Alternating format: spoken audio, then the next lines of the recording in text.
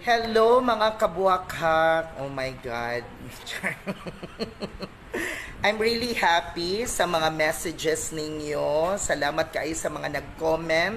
Salamat kaayo sa mga nag-congratulate about sa ako ang post nga I am going to the USA. Thank you so much yun kaayo.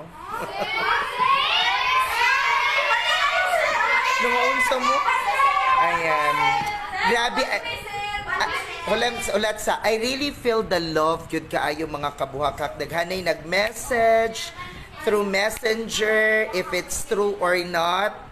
Thank you kaayo yun kay happy yun mo para sa ako ang next journey.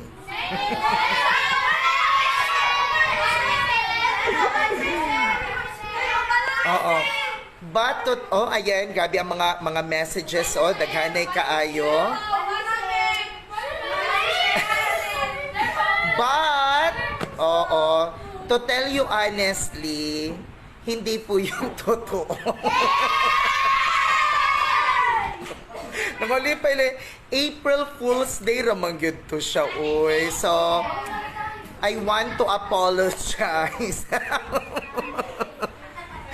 Unta na, mapasaylo ko ninyo mga kabuhakak.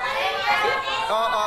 Kasi April Fool's Day ra gyud ta. So, di na gyud di ay nimo makita no how powerful is social media. Kay daghan gyud di ay mo tuog gyud di ay. So let us all be kuan gyud kanang aware, but of course I did not post man gyud nga April Fool's Day to siya. Oo, pero it was posted April 1. So sorry gyud kaay mga kabuhak ha. Bitaw oy, mag-USA na gyud ko. Bitaw, sorry gyud kaayo, dili gyud to siya tinuod. April Fool's Day gyud to siya.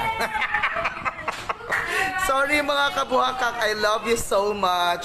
Basta maura to, mag-uban ra gihapon ta. Okay, bye. Thank you so much, moi.